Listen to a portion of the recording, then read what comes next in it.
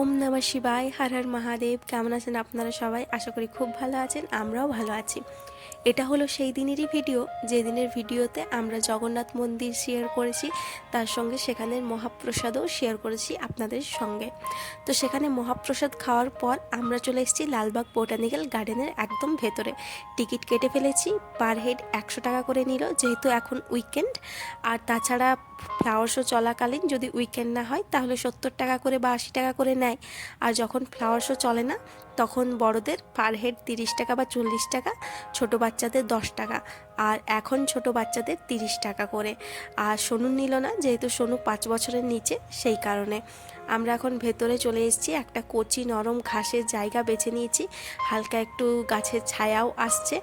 পেট যেহেতু ভর্তি আছে, এখন 15-20 মিনিটের একটা টানা ঘুম বা ন্যাপ নিয়ে নেবে সোনুর বাবা। আমি কিন্তু সোনুকে চোখে চোখে রাখবো, যেহেতু ওকে একটুখানি ওই ঘাসের ওপর খালি পায়ে হাঁটার জন্য বা ছোটার জন্য, খেলার জন্য ছেড়ে দিয়েছিলাম। গ্রামে থাকি বা শহরে আজকাল প্রত্যেকটা মানুষেরই ঘাসে হাঁটা প্রায় কমেই গেছে। তবে যখনই একটুখানি ঘাসে হাঁটার সুযোগ পাওয়া যাক না কেন, তখন সেই সুযোগ হাতছাড়া করে লাভ নেই, সেই ফায়দা একটুখানি উঠিয়ে নেওয়া যেতেই পারে। এখানে কিন্তু প্রচণ্ড পরিমাণে বিভিন্ন ধরনের ভ্যারাইটিস রকমের স্টল বসেছে, হাতের কাজ থেকে শুরু করে অর্গানিক জিনিস থেকে শুরু করে জামা কাপড়, কসমেটিক্স, বুকস, ফ্লাওয়ার, বিভিন্ন রকমের প্ল্যান্ট, বীজ, মানে সমস্ত কিছু, মশলাপাতি থেকে শুরু করে হ্যান্ডমেড জিনিস, অর্গানিক মধু থেকে শুরু করে ঘি থেকে শুরু করে অনেক রকমের স্টল বসেছে, যেখান থেকে আপনি আপনার ইচ্ছে মতো জিনিসগুলো কিনে নিতে পারেন। যাই হোক, এখন আমরা গুটি গুটি পায়ে ফ্লাওয়ার শো যেখানটাতে আয়োজন করা হয়, মেন যেটা গ্লাস হাউস, সেই তার সামনে চলে এসেছি। বাইরের থেকে গ্লাস হাউসটা দেখতে এই রকম। আর এই যে হ্যাঁ, যে টিকিটটা কেটে আপনারা ভেতরে আসবেন, সেই টিকিটটা কিন্তু ফেলে দিলে চলবে না, নিয়ে রাখতে হবে সঙ্গে করে। কারণ গ্লাস হাউসে ঢোকার মুখে সেই টিকিটটা আবারও দেখাতে হবে, তবেই গ্লাস হাউসের ভেতরে ঢুকতে দেবে। আর গ্লাস হাউসের ভেতরে যে ফ্লাওয়ার দিয়ে সাজানো হয়েছে থিম করে, সেই থিমটাই কিন্তু আসল। তাছাড়া প্রত্যেকটা কর্নার, এই এত বড় গার্ডেনটার প্রত্যেকটা কর্নার কিন্তু ফ্লাওয়ার দিয়ে সুশোভিত করে, সুসজ্জিত করে সাজানো রয়েছে। সেই সমস্ত কিছুটা তুলে ধরার আমি চেষ্টা করব। তবে চলুন এখন প্রথমে এন্ট্রি নিয়ে নিই। সকাল 7টা থেকে সন্ধ্যে 7টা অবধি এই জায়গাটা ওপেন থাকে, ভিজিট করতে পারেন। সকাল দিকে এলে এতটা রাশ বা ক্রাউডের সম্মুখীন হতে হবে না, একদম ফাঁকায় ফাঁকায় ছবি, ভিডিও, রিলস সমস্ত কিছু বানাতে পারেন, ভিডিও বানাতে পারেন। যেহেতু এখন আমরা পিক আওয়ারের মধ্যে চলে এসেছি, তার উপর আবার উইকেন্ড, তাই একটুখানি ভিড়ের সম্মুখীন আমাদেরকে হতেই হচ্ছে। আর মানুষের মাথায় বেশি দেখা যাচ্ছে এই মুহূর্তে। যাই হোক, তবে এই বছর যে থিমটি করেছে, সেই থিমটি কি বেশে করেছে তার আমি কিছু সম্পর্কে বলার চেষ্টা করছি, যদিও আমি তেমন বিশদ জানি না, ভুলভ্রান্তি হলে আমাকে ক্ষমা করে দেবেন। এই মুহূর্তে যেনার মূর্তিটি দেখতে পাচ্ছেন, তেনার নাম হলো বাসবানা। এনাকে উৎসর্গ করে এই ফ্লাওয়ার শোটি আয়োজন করা হয়েছে এই বছরের 26শে জানুয়ারির ফ্লাওয়ার শোটি। এছাড়াও 15 আগস্ট আরও একটা ফ্লাওয়ার শো হয়, সেই বিষয়ে পরে বলছি। বসবানা হলো কর্ণাটকের একজন গুরুত্বপূর্ণ সাহিত্যকার, যিনি এই কর্ণাটকে কিন্তু প্রচণ্ড পরিমাণে ফেমাস। তেনার অবদান কিন্তু বেশ অনেকখানি রয়েছে এই কর্ণাটকের ওপর। এটা হলো একটা টেম্পল বা মণ্ডপ, যেটার নাম হলো অনুভবা মণ্ডপা। তো এই মণ্ডপটা তেনারই তৈরি। আর তার পাশাপাশি তিনি যে ঘরে রইতেন, সেই ঘরেরও কিন্তু মডেলটা এখানে তুলে ধরা হয়েছে। এখানে দেখুন কি সুন্দর একটা প্রাণবন্ত বাঁশ দিয়ে গাছ তৈরি করে রেখেছে। আর এখানেও একজন মুনি বা ঋষি, তিনি অনেক মানুষকে কিছু বলার বা মেসেজ দিচ্ছেন। যে মেসেজটার সামনে একটা বোর্ড রয়েছে, সেই বোর্ডে লেখাও রয়েছে। তাছাড়া একটা কিউআর কোডও রয়েছে, যেটা স্ক্যান করলে আপনি বিভিন্ন ভাষায় এই বিষয়ে জানতে পারবেন যে এখানে কি থিম করা রয়েছে, আর এই থিমের মাধ্যমে মানুষজনকে কি মেসেজ দিতে চাইছে।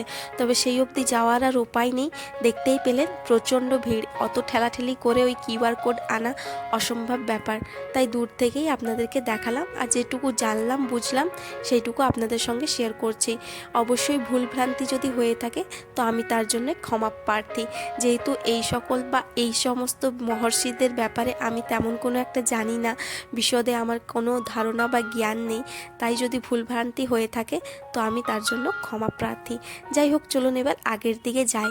বেসিক্যালি এখানে বিভিন্ন রকমের প্ল্যান্টস দিয়ে এই জায়গাটাকে ডেকোরেশন করা রয়েছে। আর এমনও কিছু দুর্লভ প্ল্যান্ট রয়েছে বা গাছ রয়েছে যেগুলো বিভিন্ন কঠিন পরিস্থিতিতেও সারভাইভ করতে পারে। তো সেই সমস্ত গাছপালাগুলিকে সেখানে তুলে ধরে রাখা রয়েছে, মানে মানুষজন যাতে দেখতে পারে যে বিভিন্ন পরিস্থিতিতে, কঠোর পরিস্থিতিতেও কিন্তু গাছেরাও স্ট্রাগল করে, আর প্ল্যান্টরাও কিন্তু সেই কঠোর পরিস্থিতির মধ্যে দিয়েই নিজেদেরকে সারভাইভ করে রাখে। যাই হোক, আর এই যে মণ্ডপটা রয়েছে, এই মণ্ডপটার নাম তো আমি বললামই, অনুভবা মণ্ডপ। আর এই থিম দিয়েই এই পুরো জায়গাটাকে সাজানো হয়েছে।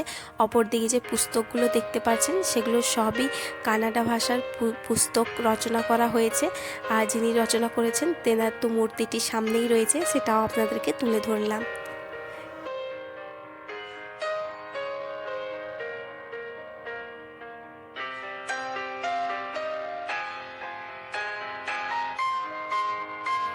এই মুহূর্তে আপনাদের স্ক্রিনে যে অনেক রকমের ফল দেখতে পাচ্ছেন, সেই সমস্ত রকমের দুর্লভ ফলগুলি কিন্তু এই লালবাগ বোটানিক্যাল গার্ডেনের মধ্যে আপনারা দেখতে পারবেন। বিভিন্ন গাছের মধ্যে এই ফলগুলো ধরে থাকে। তো সেই সমস্ত ফলগুলিকে একত্রিত করে আজকে মানুষজনের সামনে তুলে ধরেছেন, যাতে সবাই দেখতে পায় যে লালবাগ বোটানিক্যাল গার্ডেনের মধ্যে কত রকমের ফল রয়েছে। আর এই সমস্ত ফল কিন্তু অনেক দুর্লভ। বিভিন্ন দেশের থেকে এই গাছগুলোকে এনে পরে এখানে স্টাবলিশড করা হয়, দেখভাল করা হয়, যত্ন করে সেগুলোকে বড় করা হয়। আর এই লালবাগের যে ফ্লাওয়ার শোটা সেটা বছরে দুবার হয়, একবার 26শে জানুয়ারি, একবার 15ই আগস্ট। তো এই যে ফ্লাওয়ার শোটা আয়োজিত করা হয়েছে, এখন যে ফ্লাওয়ার শোটা হচ্ছে সেটা কিন্তু 18ই জানুয়ারি থেকে 28 জানুয়ারি অবধি চলতে থাকবে। তার মধ্যে এসে আপনারা ভিজিট করে যেতে পারেন। দূরে যে প্রতিমাটি দেখতে পাচ্ছিলেন দাঁড়িয়ে রয়েছিল, সেই প্রতিমাটি হলো আক্কা মহাদেবীর। তো আক্কা মানে দিদি, আমি যেটা জানি।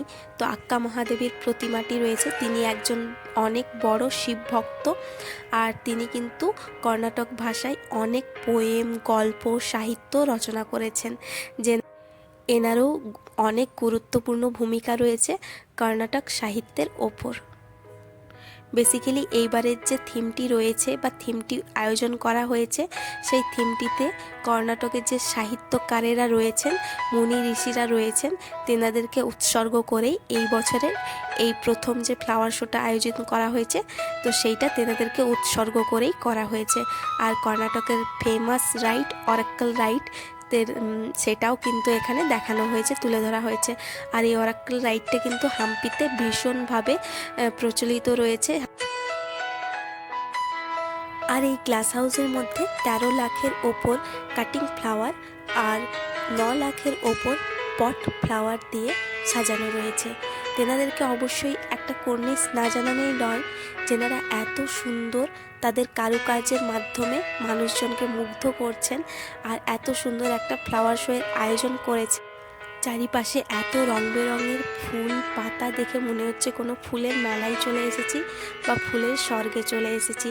আর তেনাদেরকেও অসংখ্য ধন্যবাদ বা প্রণাম কর্নিশ, যেনারা এতটা ভিড়টা, ক্রাউডটাকে সামাল দিচ্ছেন। সেই ট্রাফিক পুলিশ বা ভেতরে যে সকল পুলিশরা রয়েছেন, বিভিন্ন মানুষের কারো কিছু হারিয়ে যাচ্ছে, কেউ কিছু মানুষের থেকে আলাদা হয়ে যাচ্ছে, তো সমস্ত মানুষগুলোকে হ্যান্ডেল করছেন খুব সুন্দরভাবে। তেনাদেরকেও অসংখ্য ধন্যবাদ। আর তার সঙ্গে যেনারা ঝাড়ু হাতে সব সময় একদম তটস্থ রয়েছেন, ময়লা হলেই টুক করে সেই ময়লাটাকে ঝাড়ু দিয়ে ডাস্টবিনে ফেলে দিচ্ছেন। অনেক মানুষ খাওয়ার পর এদিকে সেই দিকে মানে নোংরা এঁটো পাতা বা কাগজের ঠোঙাগুলো ফেলে দিচ্ছেন। তো আমার রিকোয়েস্ট, যেনারাই যান না কেন একটুখানি ডাস্টবিনের মধ্যে সেই ময়লাগুলো ফেললে খুবই ভালো হয়, তেনাদেরও সুবিধা হয়। এত এত মানুষের এত এত ময়লা সারাদিন ধরে, তেনাদেরও তো একটা পরিশ্রম থাকেই না। তো সেই সকল পরিশ্রমগুলো আমরাও একটু কমাতে পারি, বিভিন্ন জায়গায় না ফেলে। ডাস্টবিন তো জায়গায় জায়গায় রয়েছে, সেই ডাস্টবিনে ফেললেই ভালো হয়।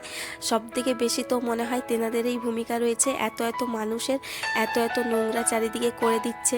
তো সেই সমস্ত নোংরাগুলোকে তেনারা খুব সুন্দরভাবে, জায়গাটাকে মেনটেনেন্স যদি না করে রইতেন সাফাই কর্মীরা, তেনারা যদি না এত সুন্দরভাবে মেনটেনেন্স না করে রাখতেন এই জায়গাটিকে, তাহলে কিন্তু এতটা সুন্দরভাবে সুন্দরভাবে আমরা এই জায়গাটা উপভোগ করতে পারতাম না, এই ফ্লাওয়ার শোটা এতটা সুন্দরভাবে উপভোগ করে দেখতে পারতাম না। তো তেনাদেরকে অসংখ্য অসংখ্য কুর্নিশ জানাই যে তেনারা সব সময় অক্লান্ত পরিশ্রম করে যাচ্ছেন। আর এটা হলো এই পুরো বাগানটার সবথেকে বড় ক্রিসমাস ট্রি। আর তার সামনেই রয়েছে একটা ফাউন্টেন। তো এখানে মোটামুটি 4-5টা ফাউন্টেন রয়েছে, তার সঙ্গে একটা বড় লেক রয়েছে আর একটা কৃত্রিম ঝর্ণাও রয়েছে। কৃত্রিম ঝর্ণাটা সবসময় চালু থাকে না, কোনো ওকেশন বা কিছুর সময় ওটাকে চালু করা হয়।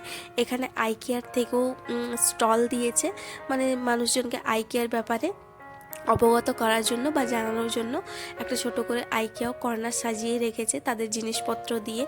তো এখানে আপনি বিভিন্ন প্রমোশনের জন্য রাখতেই পারেন। তো যাই হোক, সেগুলো অনেক বড় বড় ব্যাপার।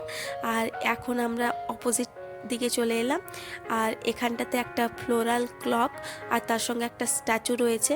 তবে পায়ে আর বিন্দুমাত্রকেও শক্তি নেই যে সেই অবধি যাব বলে, তবে অবশ্যই চেষ্টা করব যদি যেতে পারি তো দেখাবো।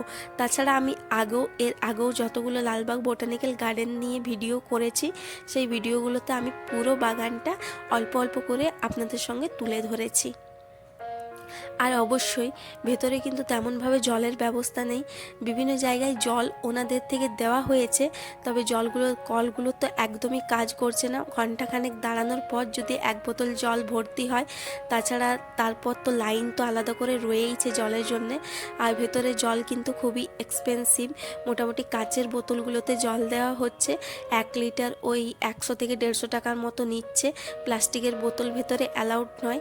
তবে বাড়ি থেকে যদি আপনি স্টিলের বোতলে বা যে মোটা ফাইবারওয়ালা বোতলগুলো হয় সেই বোতলে যদি জল নিয়ে আসেন তো সেগুলো ভেতরে অ্যালাউড রয়েছে। খাবার দাবার ফুল রয়েছে, আপনি যেমন টাইপের খাবার দাবার বলবেন তেমন টাইপের খাবার দাবার পেয়ে যাবেন। জিনিসপত্র কেনাকাটারও দোকানপাতি পেয়ে যাবেন নানান ধরনের। তো টয়লেটও রয়েছে, সমস্ত কিছু ব্যবস্থা রয়েছে। শুধু জলটারই একটুখানি অসুবিধা। জুস বা সোডা তো আপনি পেয়ে যাবেন জায়গায় জায়গায়, কিন্তু এতটা বাগান হাঁটার পর, পায়ে হেঁটে ঘোরার পর মনে হবে একটুখানি জল পেলেই বেশি সুবিধা হয়। বা রোদও রয়েছে, জানুয়ারি মাস হলেও তেমনভাবে ঠান্ডা কিন্তু ব্যাঙ্গালোরে পড়েনি এই বছর, তাই রোদটা বেশ ভালোই লাগছে। আর তাছাড়া এখানে ফ্রুটস থেকে শুরু করে সমস্ত কিছু পেয়ে যাবেন যা আমি বললাম।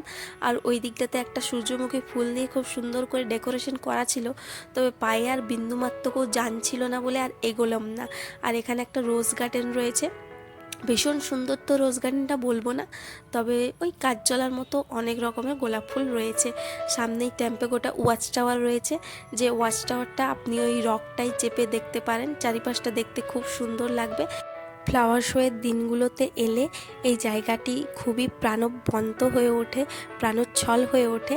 তবে ফাঁকা সময় এলেও কিন্তু মন্দ লাগবে না। ফাঁকা সময় এলে আপনি আপনার পরিবারের সঙ্গে কিন্তু একটা সুন্দর টাইম কাটাতে পারেন এই গার্ডেনটির মধ্যে। তো তার সামনেই রয়েছে জাপানি কলাকৃতির তৈরি একটি গেট। তো চলুন, বেশ অনেকক্ষণ টাইম আমরা এই গার্ডেনের মধ্যে কাটালাম, মোটামুটি 2 ঘন্টা ওপরেই হয়ে গেল। তো এবার বাড়ির দিকে ফেরা যাক। আর হ্যাঁ, 2 হুইলার হোক বা 4 হুইলার সবার কিন্তু চার্জ আলাদা পার্কিংয়ের। আর এখন যেহেতু ফ্লাওয়ার শো, তাই দূরে একটু পার্কিং করতে হচ্ছে। ফ্লাওয়ার শো না থাকলে ভেতরেই পার্কিং করতে দেয়, অবশ্যই তার চার্জটা কিন্তু আলাদাভাবে ওরা কেটে নেয়। তো আজকের গল্পটা এখানেই রাখছি, দেখা হচ্ছে অন্য কোনো পর্বে বা গল্পে। ভালো থাকবেন।